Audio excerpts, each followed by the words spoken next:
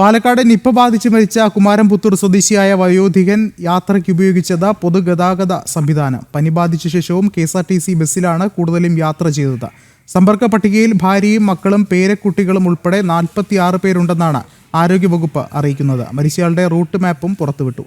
അതേസമയം കുമാരംപുത്തൂർ പഞ്ചായത്തിലെ ഉൾപ്പെടെ നിരവധി വാർഡുകൾ കണ്ടെയ്ൻമെന്റ് സോണാക്കി.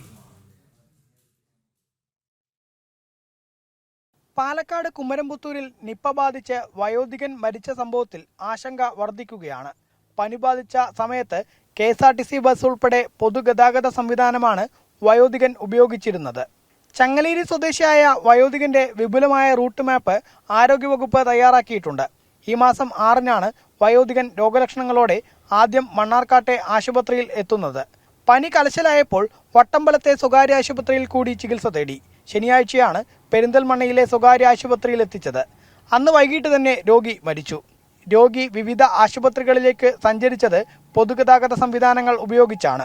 ആഴ്ചയിൽ 3 തവണ അട്ടപ്പാടിയിൽ പോയതും KSRTC ബസ്സിലായിരുന്നു. സ്വകാര്യ ആശുപത്രികളിലെ ജീവനക്കാരും KSRTC ബസ്സിലെ ജീവനക്കാരും യാത്രക്കാരും വരെ നിരീക്ഷണത്തിൽ കഴിയണം. നിലവിൽ 46 പേരാണ് ആരോഗ്യവകുപ്പിന്റെ നിരീക്ഷണത്തിലുള്ളത്. രോഗിയുടെ പേരക്കുട്ടികൾ പഠിക്കുന്ന സ്കൂള് താൽക്കാലികമായി അടച്ചിട്ടുണ്ട്.